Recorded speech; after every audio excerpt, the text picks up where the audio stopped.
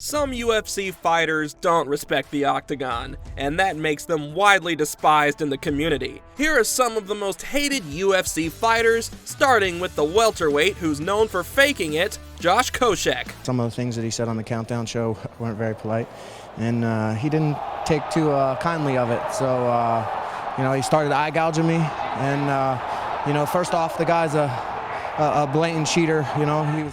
Nobody likes a liar, but Koscheck clearly hasn't gotten the memo. The American fighter lied about illegal strikes from his opponents on 2 separate occasions, falsely claiming he'd been kneed both times. Newbies might think that the UFC is all about no-holds-barred brawling, but there's actually a strict code of conduct that you must uphold. Kneeing your opponent is a cardinal sin in MMA, so Koscheck's accusations were pretty serious. He was caught in the lie both times, but his reputation as a fibber was set in stone. This bad rep also explains why Paul Daly clocked him one after the bell. Koscheck loves to lie with a smug smile on his face, and I kinda love that Daly punched that grin right off of him. One thing that might explain Koscheck's behavior is how his career started in reality TV. Appearing on The Ultimate Fighter must have been great for his chops as a showman, but it clearly didn't teach him to respect the sport. Koscheck's not the only TV fighter who had a rough transition to the UFC either. I can think of at least one pro wrestler who fits the bill. Brock Lesnar. That's right, the Beast Incarnate fought in the UFC, and that too for 3 whole years. Frank Mir had a horseshoe up his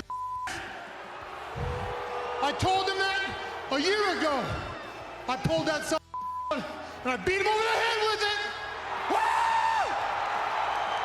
Brock Lesnar tried his hand at MMA during a break from the WWE, and he brought all of his pro wrestling nastiness along with him. His first fight was against none other than Frank Mir, and it went as expected. The former heavyweight champ eventually knee-barred his opponent into submission, but not before Lesnar took a cheap shot to the back of Mir's head. What's especially funny is that he barely got past 90 seconds in the first round, and that's despite the illegal move that looked like it was ripped right out of the WWE playbook. Lesnar could have bowed out of the UFC after suffering an understandable defeat, and maybe we wouldn't have started to hate him so much if he'd gone that route. Unfortunately, for him and for us, he decided to keep at it. And he even managed to win against Heath Herring in his next bout. While he technically won that fight fair and square, he could have been a better sport about it. Riding your defeated opponent like a horse is just no way to behave. I get that Lesnar was still in pro wrestling mode, but he could have read the room and treated Herring with some respect. Lesnar went on to win a few more matches, but he showed the same poor sportsmanship every single time. I'll say one thing, Lesnar probably knew he was gonna get hate for his antics.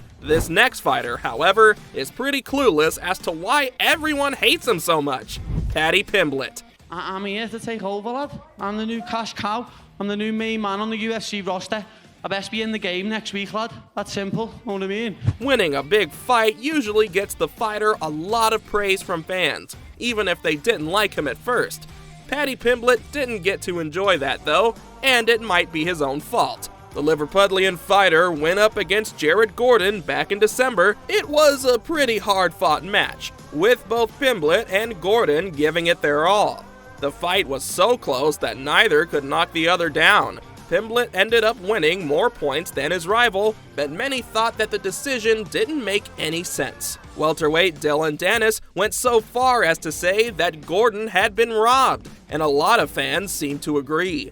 Now, I'm not saying that winning through a controversial decision is what made Pimblett such a target for fan hatred. Rather, it was his response to the criticism that sealed the deal. Pimblett acted like the fight was way more one-sided than it actually was. That's just not something you do, especially when you are up against the likes of Jared Gordon. He should have been satisfied with winning against a strong and more experienced opponent, but his post-match comments were anything but respectful. Between claiming that Gordon barely got any hits in and complaining about a hurt ankle, the Liverpudlian really wasn't doing his reputation any favors. That said, I've noticed a bit of a trend among young fighters. They tend to have a hard time taking any criticism.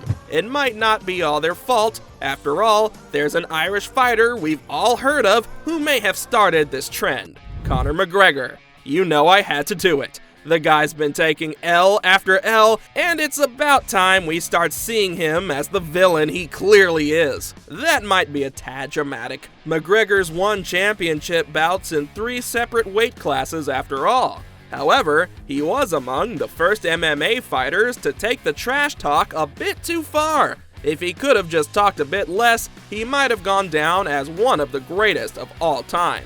A big part of McGregor's fall from grace was his brash challenges to Floyd Mayweather and Khabib Nurmagomedov. They're both undisputed GOATs, and you just can't step to them like that without bringing the heat. The fact that he got knocked down both times made all the trash talk seem pretty shallow. It's fun to listen to a fighter with a mouth on him, but if he can't back that up with skills in the octagon, it all just starts to seem like an act. To be honest, McGregor seems like more of an influencer than a fighter these days, and that doesn't bode well for the future of MMA. For one thing, it's not too much of a stretch to say that he inspired the travesty of influencer boxing, at least in part. It's a real shame that this last fighter is a byproduct of McGregor's legacy because he's really dragging the sport down to new lows. Jake Paul. I know what you're thinking. Jake Paul's not technically an MMA fighter, but that hasn't stopped a bunch of UFC legends from hating his guts. I can't exactly blame them for feeling this way. After all,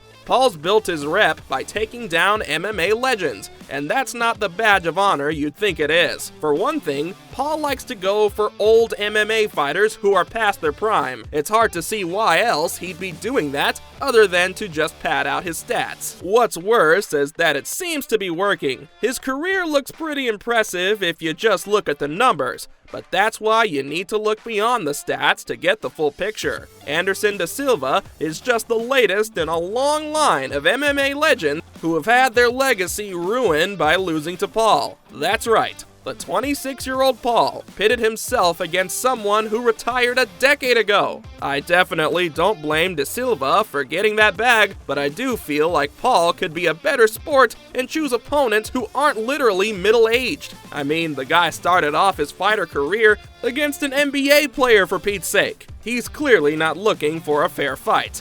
Now, Paul's an influencer, and he's free to do whatever he likes as long as the other parties consent. Still, I can't help but see him as a sign of how far the UFC has fallen. If legends from a decade ago have to come back and lose to Jake Paul of all people, that definitely shows that something somewhere has gone very wrong.